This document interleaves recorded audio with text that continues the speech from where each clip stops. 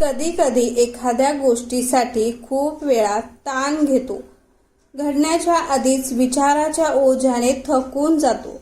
आपल्या मनात सतत विचार चालू असतात. हे होईल का, होणार नाही का, आणि न झाल्यास काय होईल, असे विचार करत करत आपण स्वतःलाच थकवतो. पण जेव्हा एकदाच ते घडतं तेव्हा कळतं की आपण उगाचच भीतीने घाबरत होतो. मग पुन्हा ते चक्र सुरू होतं. आपण घरात जुन्याच दुःखात जातो. स्वतःला पुन्हा पुन्हा दोष देतो की स्वतःहून सोडून दिल्याशिवाय परतीचा मार्गच नसतो. झालं ते झालं, जा पुढे जा.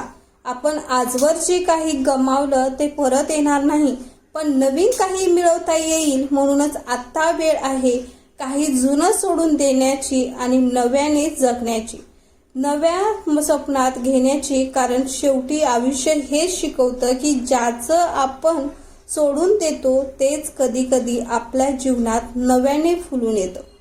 तर उगाच चिंता करून आपला वेळ वाया घालवू नका. विश्वास ठेवा, जे तुमचं आहे ते तुमच्यापर्यंत येणारच. जग जसं आहे तसं स्वीकारा आणि आनंदाने जगा.